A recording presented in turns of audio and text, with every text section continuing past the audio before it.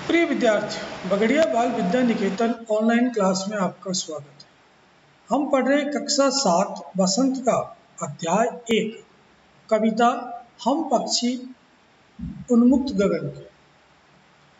इस कविता में कवि शिवमंगल सिंह सुमन ने पक्षियों के माध्यम से आज़ादी के महत्व को समझाया है।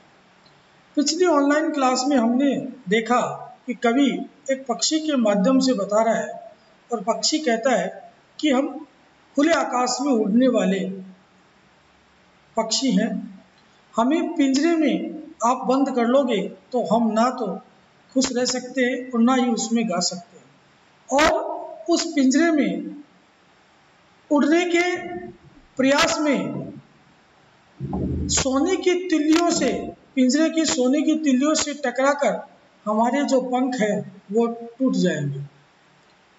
आगे पक्षी कहता है कि हम बहता जल पीने वाले हैं, अगर आपने हमें पिंजरे में बंद कर दिया तो हम भूखे प्यासे ही मर जाएंगे, क्योंकि हम तो नदी का बहता जल पीने वाले हैं।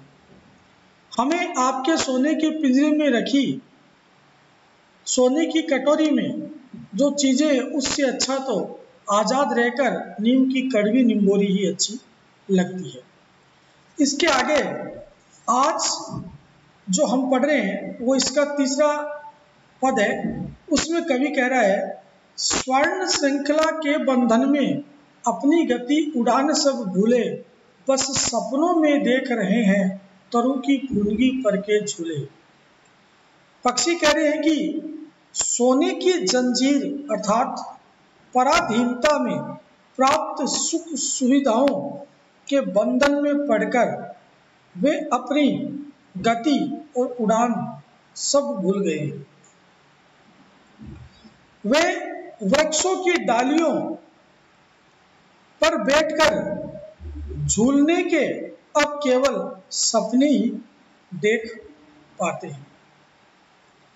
उनकी इच्छा थी तरु की फुनगी पर के झूले, यानी फुनगी का मतलब होता है पेड़ की टहनी का अंतिम सिरा जिस पे बैठकर पक्षी झूलता है, लेकिन पिंजरे में तो वो चीज़ नहीं है। तो वो कहते हैं कि ये हमारा एक सपना ही है। अब पक्षी के क्या अरमान थे स्वतंत्र रहकर? ऐसे थे अरमान की उड़ते नीले नभ की सीमा पाने।